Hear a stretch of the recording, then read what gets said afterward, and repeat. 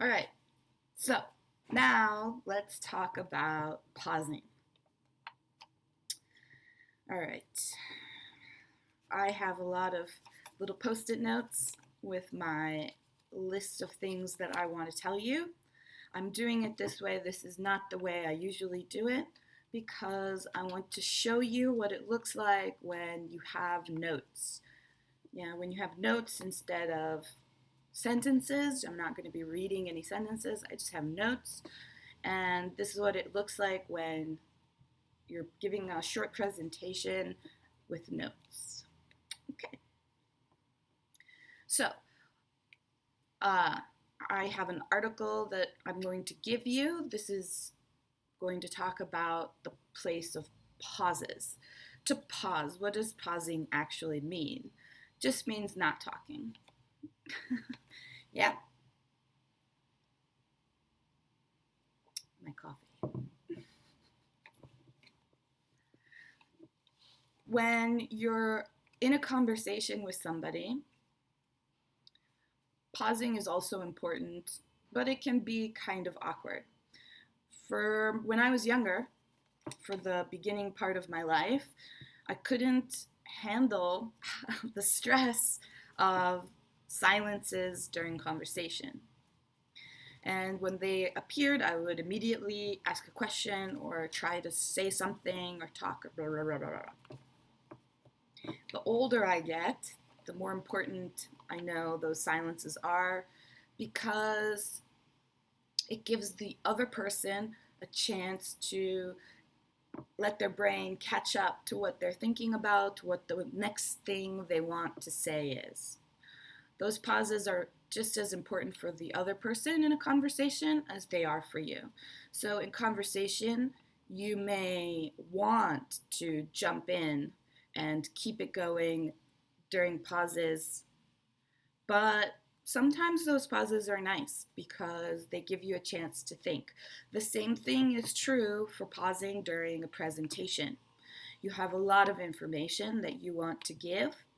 Pausing gives you a chance to get back to the key point. If you're talking and you're giving an example, your example's going, you can then pause and then say, all right, what's my next point? You can even go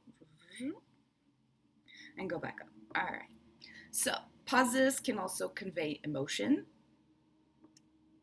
like drama. When you're watching a movie, there's not always conversation. There's not always even action. In fact, there's sometimes just a scene where they just photograph, there's just a scene and it's a bunch of people and they're looking at each other passionately or hatefully or something. Yeah. A moment, a close up, the camera goes up to the face. Those moments are so important because there's a lot of emotion there that doesn't need any language. Okay, so pauses can be emotional. And pauses keep an overall pace. Yeah, if you're speaking too much, then the information can get lost because the audience doesn't have time to process it.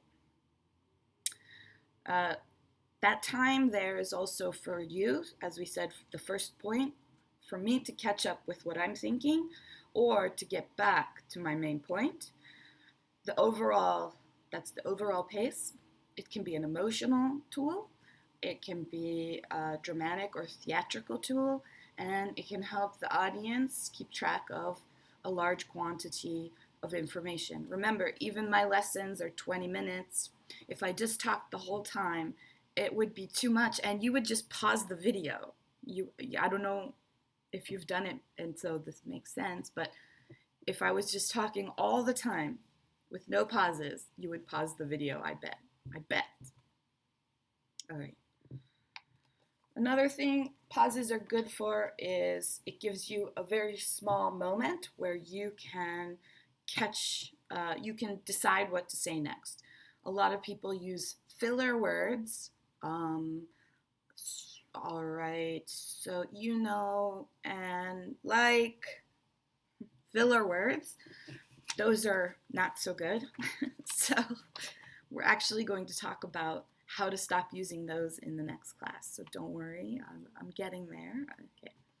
So think about pauses in the way that you think about punctuation in written language. Now, punctuation in written language is actually different for different languages. I've noticed Koreans don't use as many commas as Germans and English speakers. Now, I don't know about the French and I don't know about, other languages, but in German and in English, long sentences, lots of commas. Long sentences, lots of commas. It's all about these like little clauses that we can make in our language. For example, comma, the indirect clause gives me the chance to bring together little sentences, comma, that otherwise maybe had to stand alone with the subject, object, and verb, whatever. My point is, in other languages, all the sentences may have to be separated or maybe put together, but no commas. In English, a lot of little sentences can be put together, but they get little commas in them. And each comma is a short break, pause. Think about when you're saying a list. If you have on your card, you have a list of things that you want to say, then where a comma would be in the written language, you're going to pause. For example, I want to talk about comma pauses, periods, like at the end of a sentence, and paragraph change. All of those will get pauses.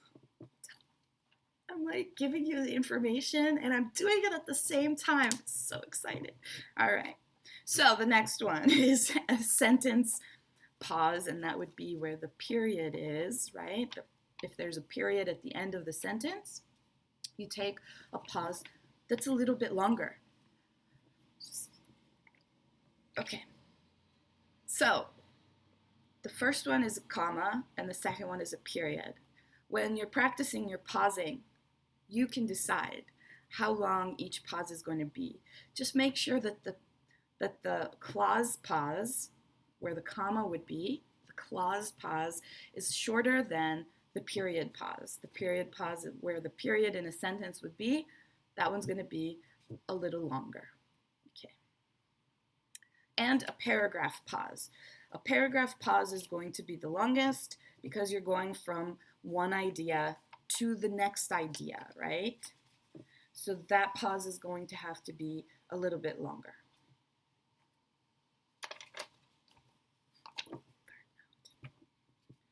All right, other kinds of pauses, there's going to be a pause for emphasis. The next thing you're going to say is really important. You really want to make sure your audience is listening.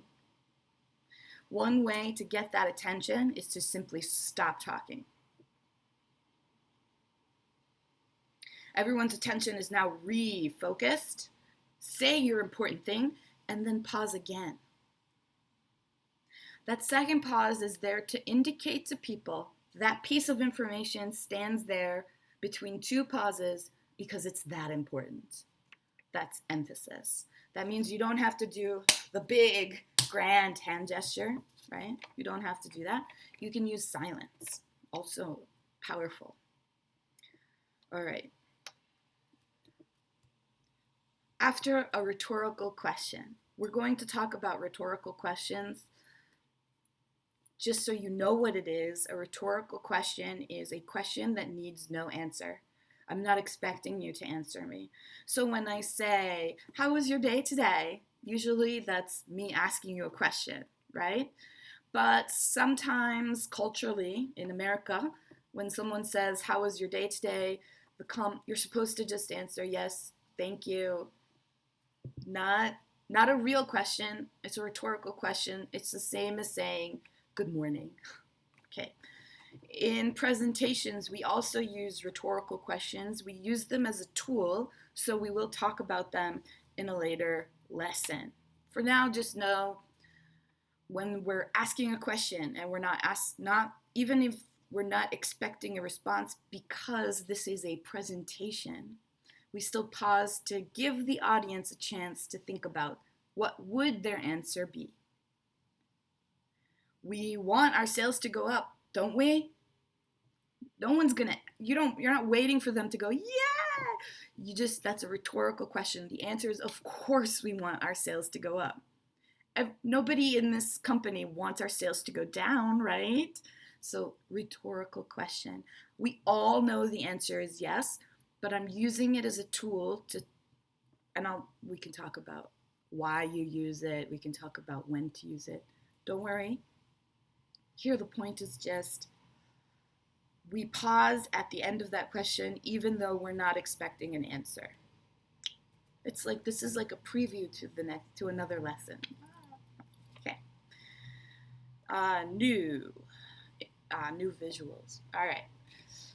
The next one is when you have a presentation that has visual effects, you want to pause for the visuals right before you bring on your visual. If you start talking about what's on the chart before people can see the chart, that can be confusing. Can be. We're going to talk about visuals, using visuals, of course. I'm going to talk about all of this stuff. All right. And the ketchup pause. We talked a little bit about the ketchup pause is when you've moved fast through all your pieces here, and now you need one moment to decide what to do next. Instead of going, next we're going to, instead of doing all that, you can just pause. You can just pause and give yourself a moment. It's very awkward. It's very embarrassing when you're on a stage and you know people are expecting you to talk, but those pauses are there they're there for you just as much as they're there for the audience. Instead of having the audience listen to you, not be sure or not sound confident, just stop. Take a moment, say, all right, what's next? This one's next, okay? And just do it. Even if it seems extremely, extremely embarrassing. It's fine. It's better than the alternative. All right. Dramatic pause, we also talked about. It's partly theatrical, it's partly rhetorical. So the dramatic pause is when, I talked about big hand gestures, they're too much, but everything must go. I talked about really big hand gestures, really emotional. This is about how I talked about that. Those are also, you can use them. In fact, there are times when you should use them, when you are being funny, when you're being dramatic, when you feel you need something to really emphasize what you're saying. If you talk like a normal person for 5, 10, 15 minutes, and then suddenly put your hand on your heart and stare off into the sun, into the horizon, and think just silently, and then talk about our country, something national, it's very dramatic, and people will get caught up in the feeling because we're human, and people will laugh and they'll say, haha, that's so cheesy, but it made them laugh, it made them think about it, it changed the mood. So there's times for those kinds of big pauses, theatrical pauses, big gestures, emotional those are all tools in your toolbox. All right. Punchline pauses. We're going to talk about humor.